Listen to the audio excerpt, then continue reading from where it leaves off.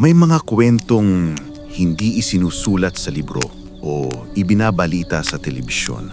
Ito ay mga salaysay na nabubuhay lamang sa mga anino, sa mga bulong-bulungan at sa kaibuturan ng isipan ng mga taong naging bahagi nito. Mga kwentong bumabagbag, nag-iiwan ng pilat na hindi na kailanmang mabubura.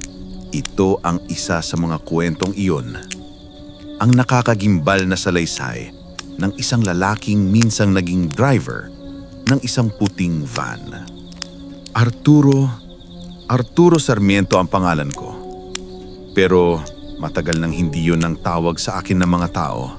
Sa kulungan ito, numero lang ako. Sa mga balita noon, kung mababanggit man, isa lang akong kasabwat. Pero sa sarili ko, sa tuwing haharap ako sa salamin o sa dilim ng gabi, ako yung driver. Ako po si Arturo Sarmiento.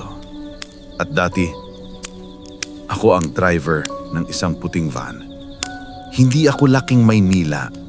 Ang kamay na ito na humawak sa manibela ng van na yon. Dati putik ng bukid ang hawak. Taga-probinsya ako sa isang maliit na bayan sa Quezon. Simple lang ang buhay. Gigising bago pa sumikat ang araw, tutulong sa bukid at uuwi sa isang maliit na bahay na puno ng pagmamahal. Si nanay at si tatay, yon ang mundo ko. Ang pangarap ko lang noon ay makapag-ipon para mapagawa ang bahay namin at hindi na sila mahirapan. Mabuting tao ako noon. O, yun ang gusto kong paniwalaan. Pero ang kahirapan para siyang sakit. Unti-unti kang kinakain. Nagsimula ng atakihin sa puso si tatay. Sunod-sunod. Naubos ang kakarampot naming ipon. Naibenta ang kalabaw. Naisanla ang lupa. Kulang pa rin. Kaya ako, bilang panganay, kailangan gumawa ng paraan. Lumaban. Pumunta ako ng Maynila. Sa Maynila, ang pangarap ni Arturo ay mabilis nang nilamon ng realidad ng siyudad. Pinasok niya ang lahat ng trabahong pwedeng pasukan. Construction worker, pahinante sa pier, tagabuhat sa Divisoria. Bawat butil ng pawis ay may katumbas na barya. Pero ang mga baryang iyon ay hindi sapat sa bundok na mga reseta at bayarin sa ospital. Ang pag-asa ay unti-unting nagiging desperasyon. Ang pagod sa katawan ay napapalitan ng pagod sa kaluluwa. Isang hapon, sa isang karinderya malapit sa pier, habang kumakain ng lugaw na may kahalong hinanakit, isang dating kasamahan ang lumapit sa kanya. Isang lalaking mas may edad, kilala sa pangalang Mang Efren. Naaalala ko pa si Mang Efren. Palangiti pero may kung anong lamig sa mga mata niya. Sabi niya, "Art, mukhang pagod na pagod ka na sa pagbubuhat ah. May alam akong trabaho, baka gusto mo. Malaki ang kita. Driver lang." Noon para akong nalulunod na kumakapit sa patalim. "Kahit ano ho, Mang Efren, basta marangal." Sabi ko. Tumawa siya ng bahagya. Isang tawang hindi umabot sa mga mata niya. Marangal. Art, sa panahon ngayon, ang mahalaga ay praktikal. Confidential ang trabaho. Delivery service. May mga package kang ihahatid at may mga package kang susunduin. Yun lang. Parang napakadali. Driver lang. Lisensyado naman ako. Marunong mag-ingat. Saan po ang applyan? Tanong ko. Ngumiti lang siya ulit at ibinigay sa akin ng isang pirasong papel na may numero ng telepono at isang address. "Tawagan mo to. Huwag mong sabihin galing sa akin. Sabihin mo lang, nirekomendahan ka para sa special delivery." Ang address na ibinigay ay hindi isang opisina. Ito ay isang lumang bodega sa isang industrial area sa bandang norte ng Metro Manila. Isang lugar na tila kinalimutan na ng panahon. Ang hangin ay mabigat sa amoy ng kalawang at alikabok. Walang karatula, walang pangalan. Isang malaking bakal na gate lang ang sasalubong sa'yo. Nang pumasok si Arturo, 2 tao ang naghihintay sa kanya sa loob ng isang maliit at halos walang lamang kwarto. Isang lalaking naka-Amerikana at isang babaeng mukhang strikta. Hindi sila nagpakilala, walang palitan ng pangalan. Tinawag lang nila ang isa't isa na Sir at Ma'am. Kakaiba ang pakiramdam ko noon pa lang. Ang lamig sa loob, hindi dahil sa aircon, kundi dahil sa kanila. Tinitigan nila ako mula ulo hanggang paa na para bang sinusuri kung matibay ba akong klase ng materyales. Hindi sila nagtanong tungkol sa experience ko. Ang tinanong lang nila ay kung may pamilya ba ako, kung kailangan ko ba talaga ang pera, at kung marunong akong sumunod sa utos ng walang tanong-tanong. Opo, yun lang ang paulit-ulit kong sagot. Tapos, inilabas nila ang kontrata. Hindi isang ordinaryong kontrata. Makapal. Nakasulat sa Ingles na halos hindi ko na maintindihan. Pero may isang bahagi doon na malinaw. Isang non-disclosure agreement. Nakasaad na anumang makita, marinig, o malaman na may kinalaman sa trabaho, bawal na bawal kung ipagsabi kahit kanino. Ang parusa, hindi lang pagkakakulong, kundi pati na rin ang kaligtasan ng pamilya ko. Naramdaman ko ang kaba. Isang malakas na kutob sa dibdib ko na nagsasabing, Art, umalis ka na. Huwag mong pirmahan yan. Pero pagkatapos, naisip ko ang bill sa ospital. Ang mukha ng nanay ko na nangihina. Pumikit ako ng mariin. Para sa kanila, sabi ko sa sarili ko. Pinirmahan ko. Pagkatapos pirmahan ang kasunduan, dinala si Arturo sa labas ng bodega. Doon, sa ilalim ng isang nag-iisang bombilya, nakaparada ang isang sasakyan. Isang Toyota Hi-Ace. Puti, malinis, bagong-bagong tignan. Pero may kakaiba rito. Ang mga salamin ay natatakpan ng pinakaitim na tint na posible. Imposibleng masilip ang loob. Binuksan ng lalaki ang sliding door sa gilid. Ang loob ay hubad. Walang mga upuan sa likuran. Taning malamig na sahig na metal at mga bakal na reles na naghihiwalay sa driver's seat mula sa likurang bahagi. Ito ang magiging opisina mo, Arturo. Sabi ng babae. Tinuro niya ang van. May 3 patakaran ka lang ang kailangang tandaan, Arturo. Una, huwag kang magtatanong tungkol sa package, kahit ano pa yan. Pangalawa, mula sa sandaling isinakay ang package, huwag na huwag kang titingin sa likod. At pangatlo, ang pinakamahalaga sa lahat, huwag na huwag mong kakausapin ang package. Package lang sila, hindi tao. Malinaw? Tumango ako. Kahit na ang bawat salita niya ay parang mga maliliit na karayom na tumutusok sa konsensya ko. Package? Anong klaseng package ang hindi pwedeng kausapin? Binaliwala ko. Sabi ko sa sarili ko, baka mga mamahaling bagay lang ito. Alahas o pera o mga hayop na iligal. Trabaho lang ito. Uupa ako at suswelduhin. Ganun lang kasimple. Binigyan nila ako ng isang luma, mumurahing cellphone. Doon daw darating lahat ng instructions. Oras, lugar ng pick-up, lugar ng delivery. Pagkatapos ng bawat biyahe, buburahin ko lahat ng mensahe.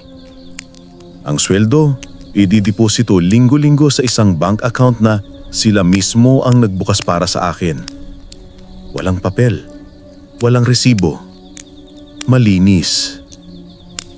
Makalipas ang 2 araw, tumunog ang telepono. Isang text message. Isang address sa isang eskinita sa Tondo. Isang oras, 11 p.m. at isang maikling utos. Kunin ang package. Habang manibelo ako ang puting van papalabas ng bodega sa unang pagkakataon, ramdam na ramdam ko ang bigat ng manibela. Ang lamig ng aircon ay tumutusok hanggang sa buto ko. Tumingin ako sa rear view mirror. Ang nakikita ko lang ay ang madilim na bakal na reles sa likod ko at ang kadiliman sa kabila nito. Isang blankong spasyong puno ng mga posibleng sagot sa mga tanong na ipinagbabawal nilang itanong. Pakiramdam ko, hindi lang manibela ang hawak ko. Hawak ko rin ang aking sariling hininga. Hindi ko pa alam noon, pero ang unang biyahe ko pala ang magpapabago sa buong pagkatao ko. Hindi ko pa alam na ang unang package na isasakay ko sa likod ng van na ito ang simula ng aking walang katapusang bangungot. Nang unang biyahe ko, akala ko simpleng trabaho lang talaga. Hatid sundo, kung saan utos ay doon pupunta. Pero mula nang humawa ako ng manibela ng puting van na iyon, karang may kumapit na namig sa mga kamay ko. Hindi ko alam kung guni-guni lang o babala na. Madilim pa nang pumasok ako sa lumang garahe sa tabi ng bodega. Doon nakaparada ang puting van. Bagong linis, makintab, walang kahit anong marka. Sa unang tingin, ordinaryo. Pero habang lumalapit ako, ramdam ko ang kakaibang katahimikan sa paligid. Parang may nakikinig. Pagbukas ko ng pinto, sinalubong ako ng amoy ng bagong pintura at manipis na halimuyak ng langis. Sa loob, makinis ang lahat. Masyadong malinis. Ang mga upuan sa likod ay tinakpan ng itim na leather. May mga kahong bakal na nakatago sa ilalim. At sa gilid ng van, may tila bagong kabit na panel. Nung sinubukan kong kalabitin, tumunog itong parang may laman sa loob. Sa dashboard, may maliit na radio transmitter at mapa ng lungsod. Pero kakaiba, ang mga markang pula ay hindi mga kalsada, kung hindi mga numerong walang label. Wala akong masyadong tinanong. Sabi ko sa sarili ko, trabaho lang. Pero nung dumating yung taong nagbigay ng susi, doon ko unang naramdaman na hindi ito basta trabaho. Isang lalaki nasa 50, maayos man tamit pero malamig tumingin. Siya si Mang Eladio, yung tinatawag nilang coordinator. Walang ngiti, walang paliwanag. Tinapik lang ako sa balikat at sinabing, sundin mo lang ang ruta, huwag kang magtanong. Binigyan niya ako ng isang sobre. May nakasulat na oras at kalye. Walang pangalan, walang dahilan. Kung may tanong ka, sabi ni Mang Eladio, itago mo muna sa isip mo. Dito kasi mas ligtas ang tahimik. Unang ruta ko, 10 oras ng gabi. 12:00 ng madaling araw, walang tao sa kalsada. Tanging ilaw ng van at ungong ng makina ang maririnig. Minsan, pakiramdam ko, umiikot lang kami. Walang patutunguhan, paulit-ulit na liko, tapos biglang titigil sa madidilim na kanto. Hindi ko na alam kung saan kami papunta. Pero sa bawat liko, mas bumibigat ang pakiramdam ko. Sa ikatlong biyahe, doon ko unang nakita ang tinatawag nilang pick-up. Isang iskinita malapit sa lumang terminal. Nakaupo sa gilid ng kalsada ang isang lalaking nakaputing t-shirt, tila lasing o pagod. Si Mang Eladio nasa tabi lang, malamig ang boses ng utusan ako. Buksan mo likod, iparada sa tapat, huwag kang titingin. Sumunod ako. Binuksan ko ang pinto ng van at doon sumalubong sa akin ang kalansing ng bakal. Posas, nakasabit sa loob ng maliit na compartment. Naramdaman ko ang pagtama ng malamig na hangin sa batok ko, kasabay ng mahihinang yapag sa labas. Paglingon ko, 2 lalaking nakaitim na jacket ang may buhat sa lalaking kanina lang ay nakaupo. Walang salita, walang sigaw. Tila sanay na silang ginagawa iyon. Isinakay ang lalaki, isinara ang pinto at sa isang iglap, Bumigat ang buong loob ng van. Wala akong nagawa kung hindi humawak sa manibela. Ramdam ko ang pawis ko sa likod kahit malamig ang aircon. Gusto kong tanuhin kung saan namin dadalhin si lalaki. Pero sa salamin, nakita ko si Mang Eladio. Nakatitig lang, walang imik, pero parang sinasabi ng mata niya na huwag kang magtanong. Kaya pinaharurot ko ang van hanggang sa lumampas kami sa mga lugar na pamilyar, papunta sa mga kalsadang walang ilaw, walang pangalan sa mapa. Ang makina, tila umuugong na may halong pagdaing. Sa likod, may kalansing ng bakal. Mahinang ubo at pagkatapos, katahimikan. Ang amoy ng langis ay unti-unting humalo sa singaw ng dugo at pawis. Bawat liko ng gulong, bawat ingay ng kadenang umakaskas sa bakal, parang kumakapit sa tingaho. Hindi ko alam kung gaano katagal kami bumiyahe. Parang walang oras doon sa loob. At sa tuwing titigil kami, may binubuksan silang pinto sa likod.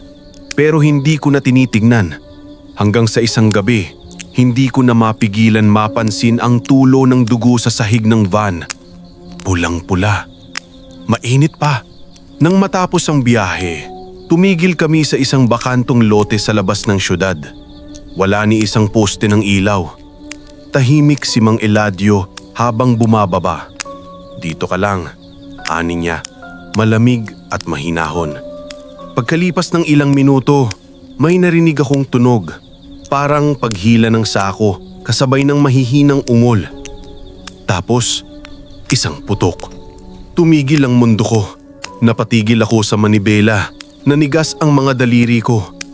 Ang tanging narinig ko pagkatapos ay ang pagsara ng pinto at ang boses ni Mang Eladio na bulong lang na wala kang narinig, wala kang nakita. Pag-uwi ko ng gabing yon, hindi agad ako nakatulog. Sa tuwing pipikit ako, parang naririnig ko pa rin yung ugong ng makina, yung kalansing ng pusas at yung tunog na yon. Yung tunog na hindi ko na kailanmang malilimutan. At doon ko naintindihan kung bakit walang gustong magsalita tungkol sa puting van. Hindi ko akalain na may gabi palang ganon. Yung tipong kahit pumikit ka, malinaw pa rin sa isip mo yung nakita mo.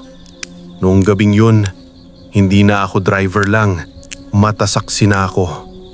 Mula sa bakanting lote, dumiretso ang puting van sa isang lumang bodega sa labas ng syudad.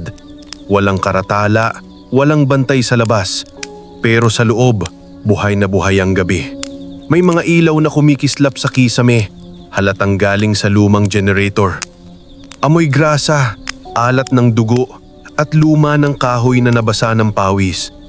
Sa bawat sulok ng bodega, may mga kahong bakal. May ilan na may marka ng dayuhang wika at iba naman ay nakaselyo ng mga pangalan ng kumpanya na pamilyar, mga kilalang brand pero hindi mo iisiping may kinalaman sa ganitong klaseng lugar. Pinababa ako ni Mang Eladio. Sabi niya, tignan mo lang para alam mo kung bakit bawal kang magtanong. Hindi ko alam kung anong ibig sabihin niya hanggang sa narinig ko yung unang iyak. Mahina sa simula, tapos unti-unting lumakas. Sa dulo ng bodega, may isang malaking pinto na bakal. Sa likod nito, may liwanag na mapula, parang ilaw ng silid na may apoy. Nang sumilip ako, nakita ko ang mga taong nakaupo sa silya, nakatali, nakapiring. May mga nakaputing gown sa paligid, nakasuot ng guwantes at maskara. Hindi sila pulis, hindi rin doktor. Pero parang kombinasyon ng dalawa na walang emosyon sa mukha. Isa sa kanila, lumapit sa isang babae na tila wala ng malay. Tinignan ng relos, tumango at sinimula ng isang bagay na hindi na kailangang ipaliwanag. Narinig ko ang tunog ng metal na dumundong sa mesa at amoy ng nasusunog na laman. Gusto kong tumakbo pero nang linggunin ko si Mang Eladio, tahimik lang siya. Wala kang nakita. Sabi niya ulit, pero ngayong gabi, hindi na sapat yung salitang yun. Ramdam ko ang bigat ng hininga ko. Parang binabaliktad ang sikmura ko.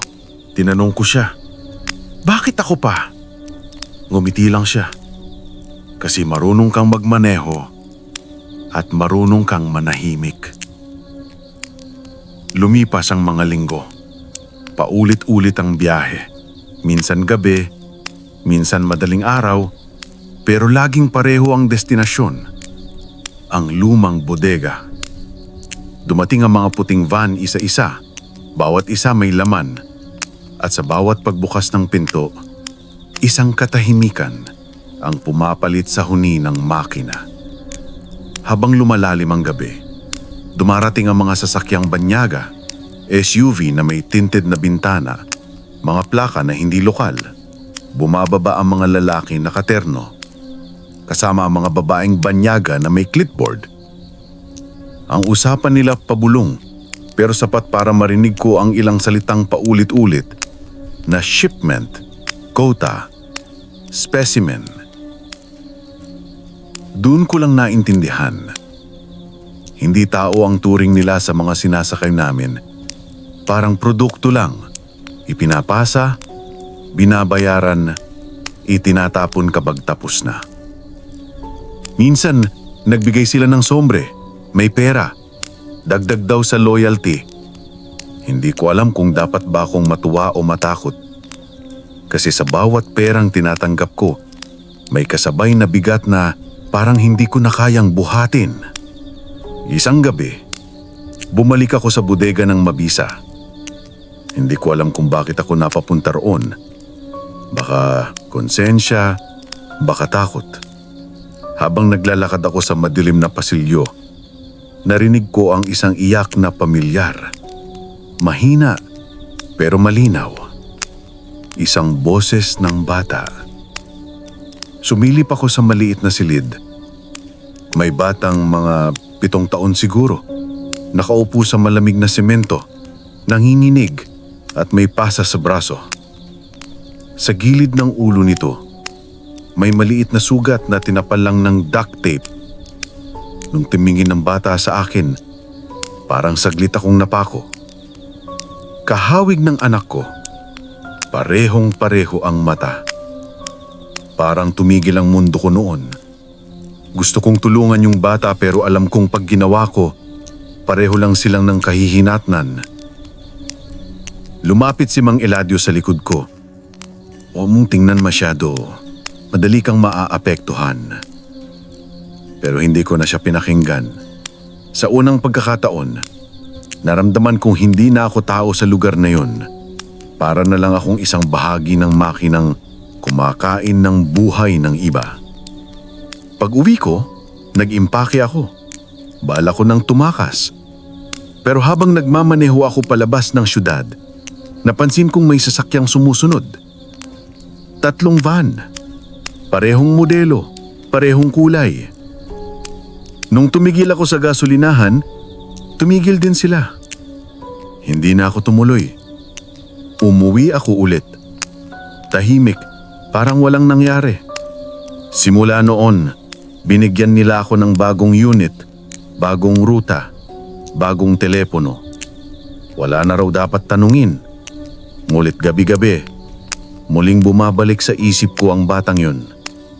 Ang mata, ang panginginig, ang katahimikan. Simula noon, hindi ko na magawang kumain ng maayos. Laging may lasa ng dugo sa isip ko.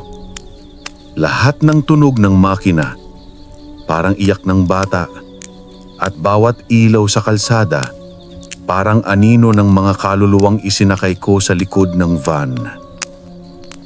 Hindi ko na alam kung hanggang kailan ko kaya. Pero isang bagay ang malinaw. Hindi ko na kayang itago pa ang mga nakita ko. Nung gabing yun, nagdesisyon akong hindi na muling babalik. Matagal ko yung pinag-isipan. Paulit-ulit kong tinanong sa sarili ko kung kaya ko bang talikuran ang lahat. Kahit kapalit ay ang sariling buhay. Pero nung maalala ko yung batang biktima, na hanggang ngayon ay bumabalik sa isip ko tuwing ipinikit ko ang mga mata, doon ko naisip, tama na. Hindi ko na kayang magpatuloy. Lumabas ako ng bodega na parang multo. Tahimik, Dahan-dahan at bawat hakbang ay may kaba na baka may makarinig. 2 araw akong nagkubli sa isang lumang apartment sa Caloocan. Walang ilaw, walang cellphone, walang tunog kundi ang tibok ng dibdib ko. Para bang bawat anino sa labas may dalang baril. Isang gabi, naglakas loob akong lumapit sa simbahan. Hindi ko alam kung kanino ako lalapit pero may kumpare akong sakristan doon. Sinabi ko sa kanya ang totoo, lahat. Mula sa pagkuha ng mga biktima hanggang sa mga taong nakikipag-usap sa mga banyagang bumibili. Akala ko gagaan ang pakiramdam ko, pero mas bumigat. Ilang araw lang, may dumating na 2 lalaking nakaitim. Hindi ko alam kung sundalo, pulis o tauhan nila. Tinawag ako ng pangalan ko. Nanginig ako. Pero bago pa ako makalapit, may isang paring tumulong sa akin at itinago ako sa probinsya. Doon, nagsimula akong magsalita. Isang reporter ang pinakilala ng pari. Tahimik lang siya pero ramdam kong alam niya ang panganib. Ibinigay ko lahat ng detalye. Mga lugar, oras, pangalan, ngunit pagkalipas ng ilang linggo, bigla na lang nawala yung reporter. Walang balita, walang kwento. At ako, muling nagtago. Doon ko napagtanto na hindi pala ganun kadali ang magsiwalat ng katotohanan. Ang katotohanan minsan hindi hinahanap, minsan tinatabunan. Lumipas ang ilang taon pero hindi ko pa rin maalis sa isip ko ang lahat ng nakita ko. Tuwing may bata akong makikitang umiiyak sa kalsada, parang bumabalik ang lahat. Ang sigaw, ang takot, ang ilaw ng bodega. Kahit sa panaginip naririnig ko pa rin yung boses ng mga biktima. Minsan, parang tinatawag nila ako. Ngayon, tahimik na ang buhay ko sa probinsya. Walang cellphone, walang social media. Bihira akong lumabas. Pero kahit ganun, may mga gabing hindi ako mapakali.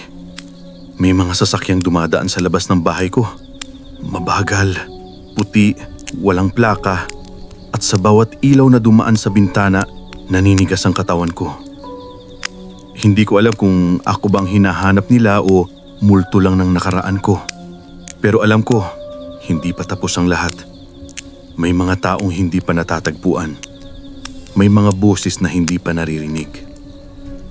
At hanggang ngayon, tuwing may dumadaan na puting van sa kalsada, napapahinto ako. Napapaisip ako kung ilan pa silang hindi pa natatagpuan.